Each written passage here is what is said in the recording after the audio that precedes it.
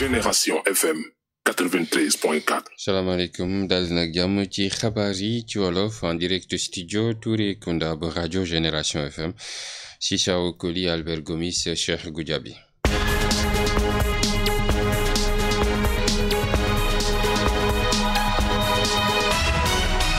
mën a bokk ci li war a gën a fës ci li ëttu jotaayu xabaar Cheikh Alioune Beye moom moo toogaloon Sonko ci bu ñu doon amal liggéey yi tax ñu war a génne résultat yi comme ni ko juge Demba Kandji defee ni ki démb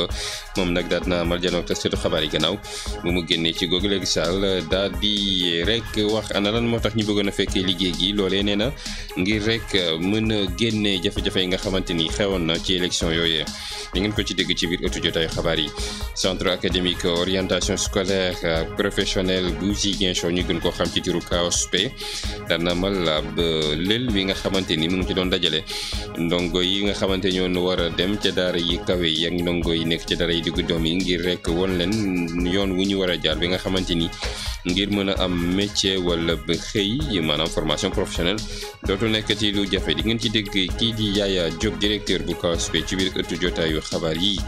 li xibaar itam nañu daal di waxtaanee ab beneen lël bi nga xamante ñu ngi ko doon jagleel li nga xamante ni bi rek moom moo di dëkk yi nekk ca sous région ba ñu jàpp ni sax Casamance moo doon dalal xumbatee ni mel loole yenn ci ay dëkk yi wër Casamance fekkee noonu ko ngir waxtaanee wàllum li nga xam te moo di migrants yi ñu jàpp ni sax yaatal yi dinañ ko indil ci nu mu gën a yaatoo ci biir ëttu jotaay xabaar yi. xabaaru bitim réew daal ñu ko yeggee xabaaru tàggat yaram mbirum instant mondial lay doon.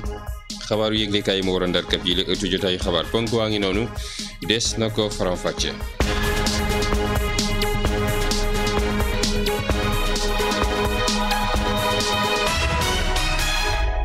si Sao Koli. ci kàddu gi Albert Gomis moo féetewoo ci xarale gi ànd ak Cheikh Goudiaby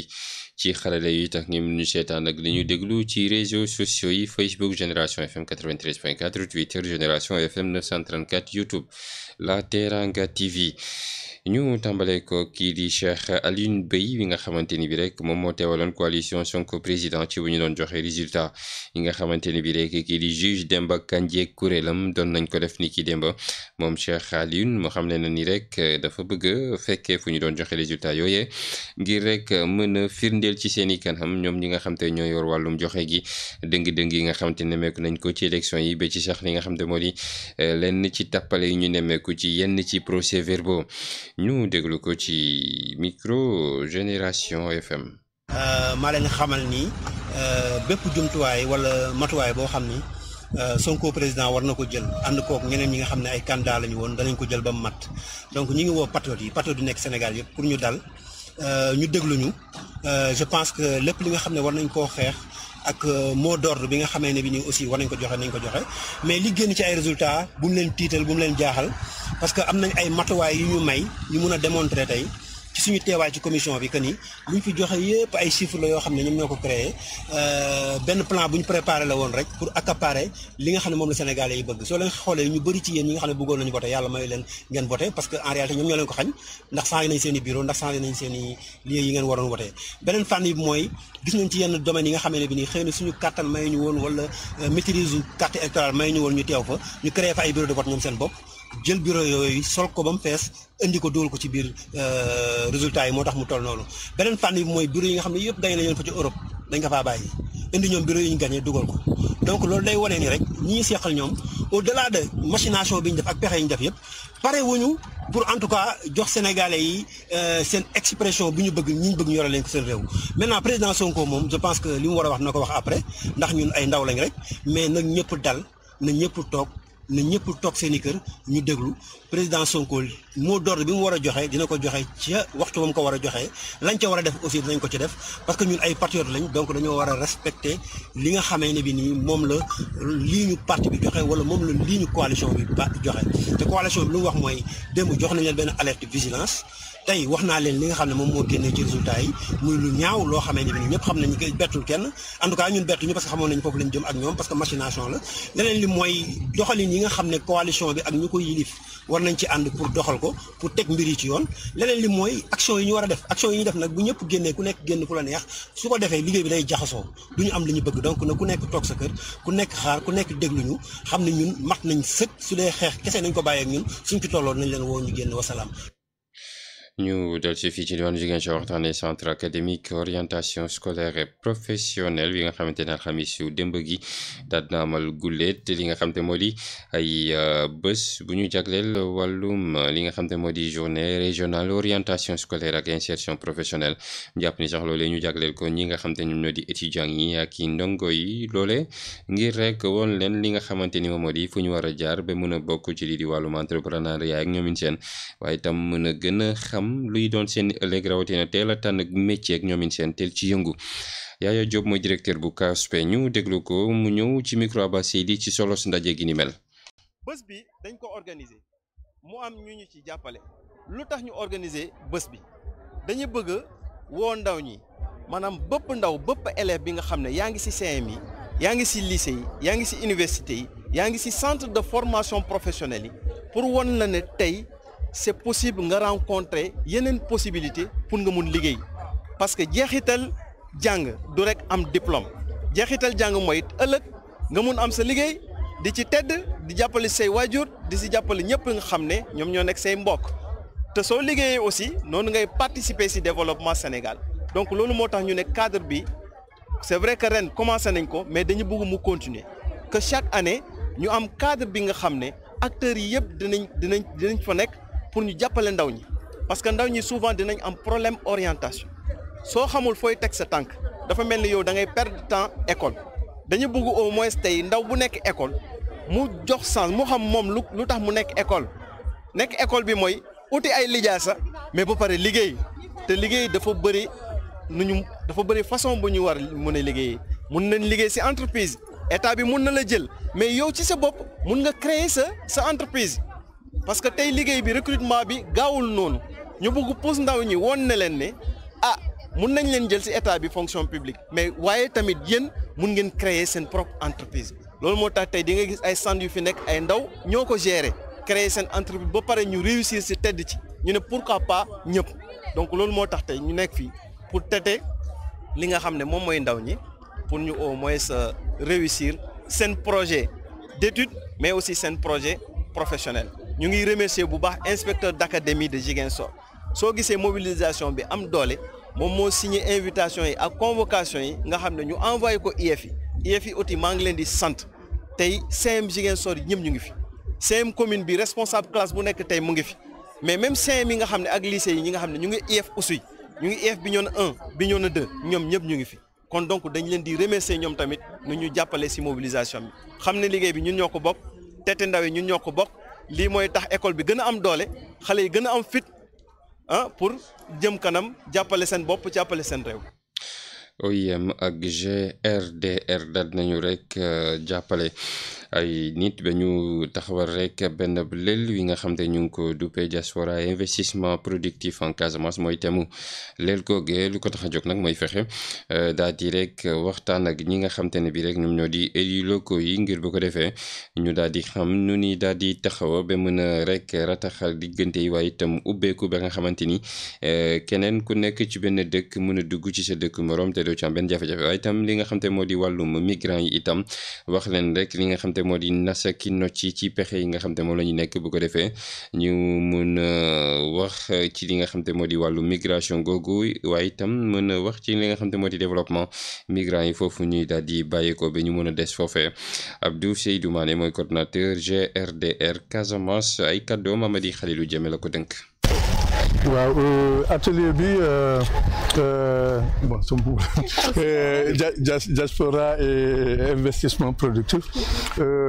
atelier la boo xam ne dañ ko organiser si cadre benn projet bu tudd Home Idée en fait benn projet la boo xam ne si affaire migration lay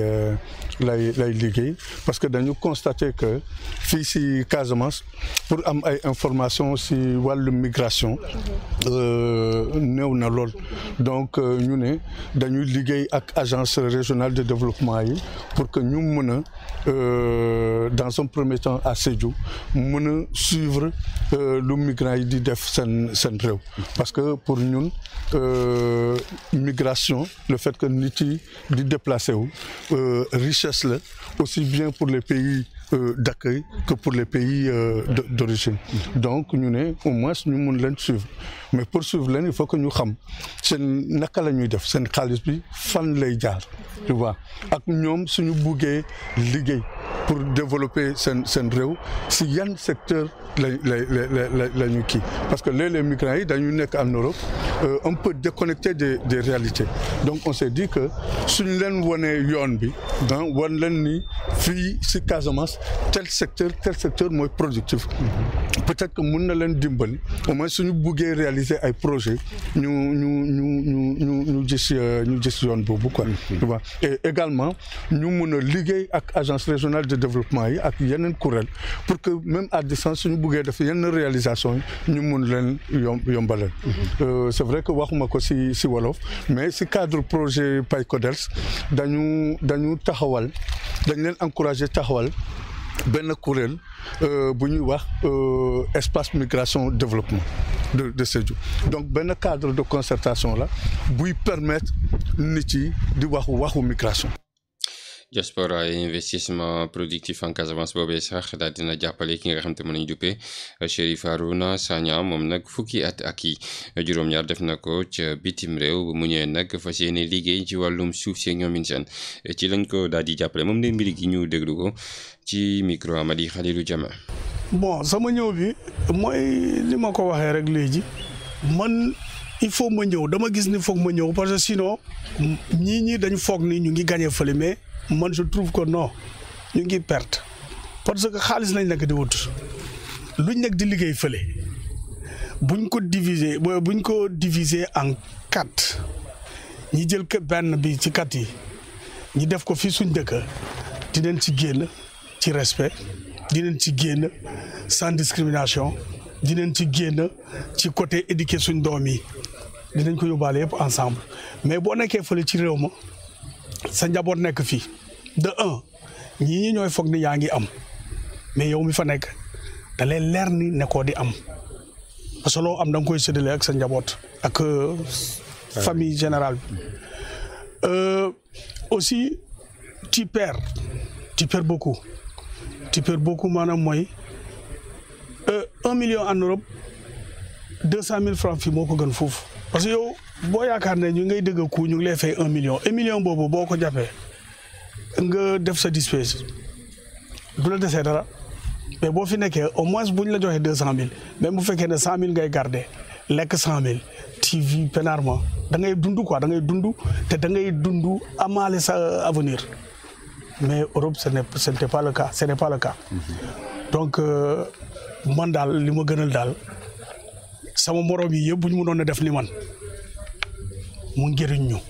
ba pare dina yokk koom-koom réew mi parce que nos jeunes suñu booy fi nekk comprendre ñu xamuñu parce que génnuñu ñun ñu génn yàlla def ñi génn gis nañu ñu ne dem nañ ba gis bu ñu ñibbisee ñi ñëw besaw ñu suñu bras lu ñuy gis fële comme nu ma leen ko waxee rek ñi si xaaj ko ba ñeenteelu morceau bi bu ñu ko jàppee fii Afrique dina tëb léegi. wàllu diine la ñuy waxtaanee pèlerinage Témento 2019 dana am ñaar fukki fan ak ñeent ci weeru mars gi ñu ne loolay tax na nag kilifa yi nga xamante ni ñoo nekk foofee ci diwaanu Goudomp rawatina préfet bi daal di woote ab CDD muy xeetu leel yi nga xamante ni bi rek kilifa yi dinañ ci jël ay ndogal waaye itam ñi yor wàllum organisation bi danañuy wax lu ñuy xaar ci kilifa yi bu ko defee waajtaay yi mu nekk lu muccug ay bépp bés ba ñii di pèlerin yi saa ñu yeggee foofu ñu mën a def seen pèlerinage ci anam mu gën ñu déglu ji ki nga xam te moo di Père Stanislas Diouf moom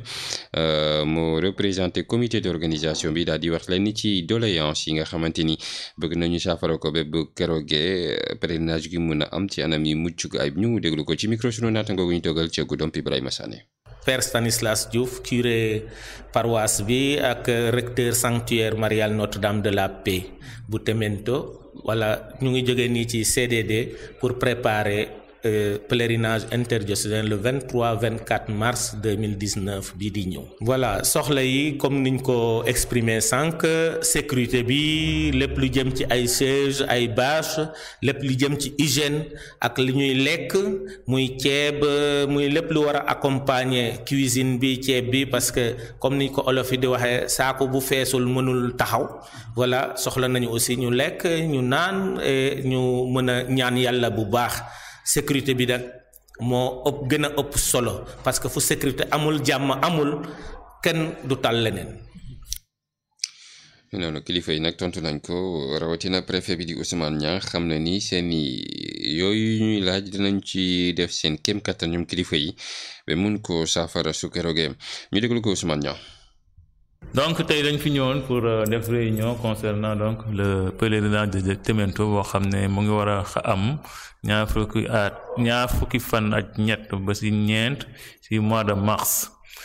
ci wàllu donc sécurité bi gendarmerie wax na mesure yoo xam ne ñoom la ñuy jël pour que ku fay ñëw rek ñu mën a garantir sa kaaraange ba nit ñi ñëw ci jàmm def seen pèlerinage ci jàmm ay ñibbi ci jàmm ci wàllu paj mi aussi docteur aussi jël na ay mesures comme quoi que donc dinañ fa def ñeenti ambulance ñaari au niveau de Goudomp yeneen ñaari au niveau de Samin et que donc aussi ay postes avancés dinañ ko fa teg dañuy aussi xool nag la ñuy appuyer communauté bi en médicaments. ci beneen aspect bi mooy wàllu ndox mi aussi nit ñi aussi xam nañu Témento en général am na ay robinet et branchement yi mu ngi jógee ba Diattacounda donc Asifo Diattacounda jël na ay matuwaay pour ndox mi du ma manqué mais loolu aussi bu ñu ko defee ñaan nañu aussi dañuy ñaan waa service de l'hydraulique pour ñuy jox ñu appui ñaari auto citerne pour que ndox bañ a manqué foofu yeneen aspect yu si des yëpp communauté bi aussi échange na ci at ñu ci war a taxaw et fu mu nekk nii donc li ñu waroon jël yëpp ñu ngi ko fiy jël en attendant dinañ def le suivi de toutes ces mesures là et que donc après ça dinañuy def un compte rendu ko envoyé ko au gouverneur boo xam ne moom mooy woote dernière réunion bi mooy un comité régional de développement sur le pèlerinage de Témento loolu daal xam nañu donc d'ici foofu ñu ngi xool nag la ñuy càmbaraatee loolu yëpp pour que fii ba pèlerinage bi li fi communauté bi tënk yëpp ñu war ko mën a satisfaire.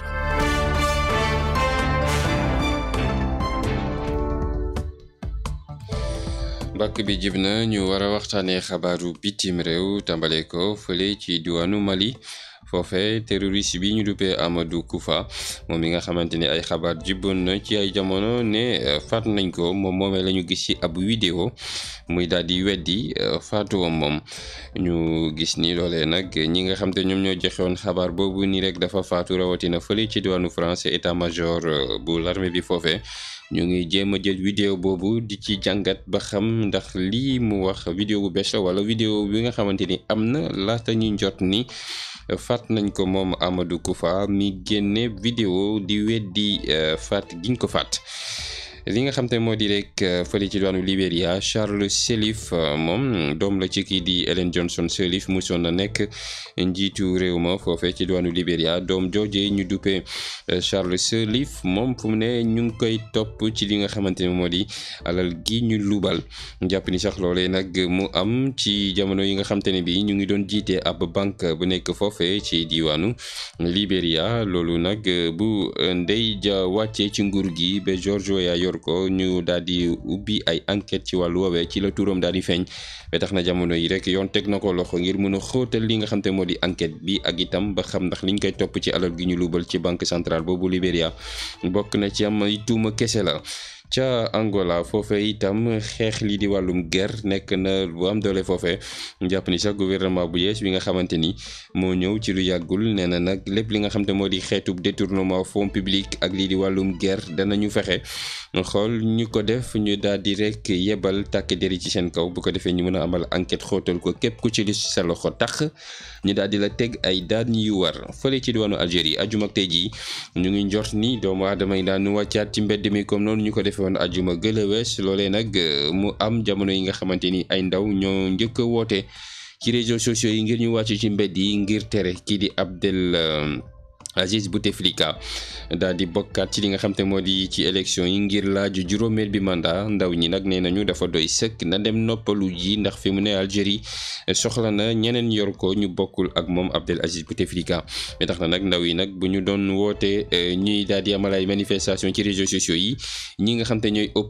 opposants yi ak mag ñi nekk foofa ci réew ma de Algérie fekk nañ leen moo tax tey ci àjjuma ji ñu jot ni boobu lépp manifestation dana bëre ay nit foofe ci diwaanu Algérie ngir mën a tere kii di Abdelaziz Bouteflika nekk fa njiit ci Algérie di la juróomeel bi mandat ñu mun ko tere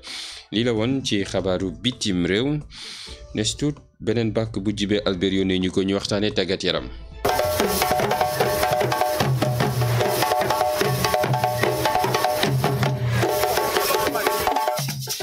jërëjëf Albert ci xabaaru ci bàkk boobu nga ñu yónnee xabaaru tàggat yaram yooyu instant mondial lañ ci war a àndal ñu ngi lay nuyu. si sa fay nañu la ci football la ñuy tàmbale suñu tàggat yaram ginnaaw bu ñu ko woo ci biir équipe nationale A kii di Krépin Diatta lu ñu xaar ci moom mooy def ay jaloor yu bëri pour ñu convaincre kii di entraîneur de l' équipe nationale donc après Krépin Diatta ci Sadio Mané la ñuy waxtaan ginnaaw bu mu defee ay jaloor yu mag ci biir match bu mu amoon diggante Liverpool ak ñii di waa Watford ñii di waa Liverpool nag ñoo dóoroo ñii di waa Watford ñii di doomu Sénégal Sadio Mané jour boobu moom dugal na ñaari bi ginnaaw match boobu le sax mu ngi wax ni bii mooy première fois kii di entraîneur de Liverpool mu koy teg ci attaque de Liverpool ci wàllu transfert la ñu dem ginnaaw bu ñu ko convoqué ci équipe nationale du Sénégal kii di Jali Ndiaye ñii di waa AS Monaco ñu koy topp bu baax pour mën a ñëw équipe monégasque boobule doomu sénégalais boobu te doon gardien dañu ko convoqué pour match buy war a am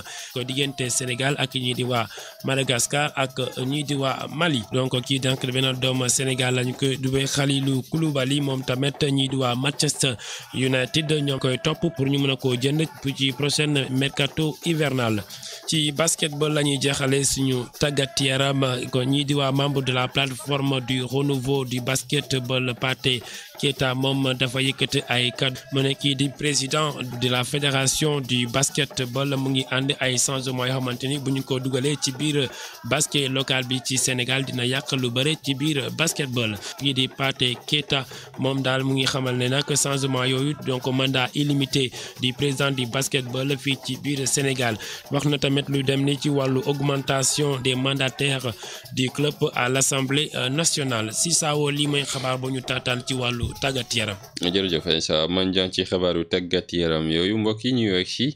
ci ponk gi nga xamante ni moom la ñu jagleel xabaar yi gën a fës ci xëtu yëglekaay yi ñu xëyee ci bëccëg àjjuma ak tey jii. xibaaru yëglekaay yi ak si saw ko li dal nag jàmm ndam li ñu ne Macky Sall am na ko ci premier tour ci 58,27% la yëglekaay yi ñu xëyee ci ajuma ji xëy biral bi yëglekaay di Sud Quotidien Libération Vox Populi ak L'Observateur ñoom day xëy nañu tënk ndamu Macky Sall gi mu am ci l'opposition ba ci kaw Sud Quotidien yëglekaay nañu dama ne Macky Sall day dafa jël coup bu metti maanaam kurpeñ bu rëy la dànk daal di ko jubali ci gëmme ñi di wàllu opposition mais tax na ñi di wàllu opposition day dañoo kaw jamono ji bi yëglekaay rek di Libération ne ko kay kaw day Macky Sall day def na ko ci ñi nga xam te ñoom ñoo farek ca l'opposition ba bi yëglekaay rek di Vox Populi daal di déggal kàddu gi ne day choix bi day peuple bi def na ko te dañoo tànn Macky Sall day ngir mu jiite waat réew mi di Sénégal rek ci juróomi at yi nga xamante ni moom lañ dégmal bi yëglekaay day di L'Observateur ne dama ni coow li kurpeñ Macky Sall dal na kurpeñ bi day dal na ci ñi nga xamante ñoom ñoo di wàllu opposition ba L'Observateur yëglekaay nii la ko xëy tënkee Vox Populi yëglekaay moom daan ñu xamante ni day téeméer yoo jël juróom fukk ak juróom ñetteeg lu ci tegal day da dañu fal Macky Sall ci élection présidentielle yi nga xamante ni bi rek moom la ñu wees lii day luñ ci tënkee mooy Macky Sall day premier tour day ci la daal di jàll yi leb élection Le Quotidien yëglekaay moom daal ñu xamante ni rek fu mu ne day Macky Sall ndekete yoo coow li nii muy bëre mi ngi ci xolu sénégalais yi lii mooy tax bi yëglekaay rek di Le Quotidien nañu rek Macky Sall day mu ngi noonu ci xolu sénégalais yi mëngale ko livre mi nga xamante ni génnee na ko moom Macky Sall daal di ne rek Sénégal au cœur Le Quotidien moom daal di ci tënkee ni Sall au cœur bi léegi rek ay rek di Le Quotidien ba tey rek daan ñu xamal ni rek score wi nga xamante ni bi rek am na ko ci téeméer yoo jël juróom fukk ak juróom ñetteeg lu ci tegal ci Sénégalais yi woote nañ ko rek bi léegi rek ay nañu rek Macky Sall tey daal di nag gagné record wi nga xamante ni Abdoulaye Wade moo ko yoroon ci atum 2007 bi léegi rek ay ne la woon ni na maanaam 2007 li nga xamante ni moom moo di Abdoulaye Wade jot na ko def fii ci résultat yi Macky Sall daan na ko raxas ba mu set indi score boppam muy rek téeméer yoo jël ci Sénégalais yi day juróom fukk ak juróom ñetteeg lu ci tegal moom la ñu woote ci élection présidentielle yi nga xamante ni weesu nañ ko ci ñaari fukki fan ak ñeent ci weeru février gi ñu ne bi léegi rek a di Le Quotidien nañu ñeenti candidat yu opposition ba day dañoo bañ gagné bi nga xamante ni day Macky Sall gagné na leen ko Le Quotidien nañu dama ne Idrissa Seck Ousmane Sonko Issa Sall ak Madické Niang ñoom ñoo ñe day nee nañu ñett nangu ñuy les résultats waaye nag duñu dem defi ji recours bi léegi rek a di Le Quotidien moo ñu xëy wax li ni mel day Le Quotidien nañu rek gars yu opposition ba naam nee nañu Macky Sall gagné na ñoom ànduñu si waaye nag nee nañu duñu dem mukk ca conseil constitutionnel daal di def seen ab recours foofee Walf Quotidien yégle kaay daal ñu xamal ni rek fu mu ne day ñii di wàllu opposition ba lenn rek la ñu namm mooy rek bañ Macky Sall ni mooy seen président ñoom ñu fa rek ci l'opposition ba Walf Quotidien ne gannaaw bu ñu amalee proclamation résultat yi day am na ci yenn ci ay dëkk yi nga xamante ni manifestation amoon na foofee université Cheikh Anta Diop bu Ndakaaru Walf Quotidien ne ñu ay manifestation amoon na foofee Walfadjri ne ñu ba tey ci diwaanu Thiès itam ay manifestation amoon na foofee Ziguinchor itam manifestation amoon na foofee buñ si kandiko ci benn yëglekaay di Walf Quotidien Les Échos yëglekaay moom ne ñu rek fu mu ne day ñi nga xam te ñoom ñoo di takk der yi day jël nañu seen ay matuwaay ndax dañoo gis ni dëkk bi day ñoom di takk der yi buñ ci jëlu seen ay matuwaay dafa war a takk jëppet ngir naxar wi nga xamante ni ñi àndul ak yile résultat fas yéene nañ koo wone ci fan yi nga xamante moo lañu dégmal bi yëglekaay rek daal di jox kaddu ki nga xamante moom moo di maître Amadou Ali Kane moom moomee day xam ne na ni fi mu ne rek li am ba des mooy résultat yi génn na nga bañ ko nga nangu ko lii moo fi ne kon li nga xamante ni bi rek loolu laa war a wax Macky Sall man maître Amadou Ali Kane mooy na fexe daa di jubóole sénégalais yi nga xamante ni gis nañu ni rek jubóotuñ seen biir ngir langu politique nu mu ko war a defee man maître Amadou Ali Kane li ma gis lenn rek la mooy rek na bal Karim Wade ak kii di Khalifa Sall bu ko defee jàmm mën a ñëwaat ci réew mi di Sénégal jàngeen jëf mbokk yi jeex na fii la ñuy taxawandi ci xabaaru wolof yi ca Génération FM 93.4 en direct ci studio Touré Kunda léegi ñu fàttali leen ponk bi nga xamante ni jotoon nañ ko fi fësal.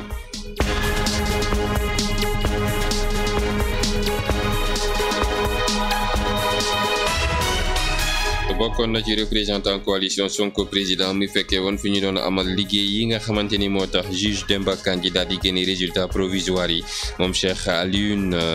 daal di rek lank carré nii rek yëf yi dara teguñu ko ci yoon loolee tax rek gannaaw bu mu génnee juge Kandji joxe résultat yi ba noppi moom mu daal di rek wili pandé leen ci kanam ay taskatu xabaar yi mu doon dajal da ngeen ci yaatal yi ci biir ëttu jotaayu xabaar yi centre académie orientation scolaire professionnelle moom moomee daal dina dalal ab xumbute guleet nag li mu mel nii guleet nag muy amal li ni mel jégalu bu baax a baax rek daal dinañu dajale nag ay ndongo ngir rek wan leen yoon wu ñu war a mën a jaar ba nga xamante ni daañu dugg ci lii di wàllum entrepreneuriat ak ñoomin seen da ngeen ci Yaaya Diop directeur bu KAOSP ci biir ëttu jotaayu xabaar yi yile xabaar itam daal nañu waxtaane xabaaru bitim réew xabaaru tàggat yaram mbirum Insa Mandiang la woon xabaaru yëglekaay moo ndar kap sànq yile ëttu jotaayu xabaar si Saw Koli nekkoon ci kàddu gi ngir yeggee leen ko mbégte bu mag a mag réalisation Insa Mandiang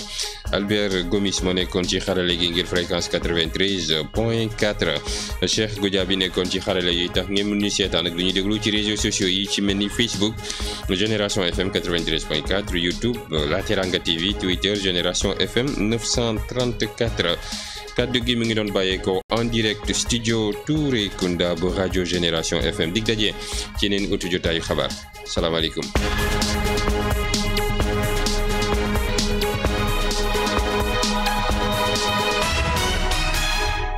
Génération FM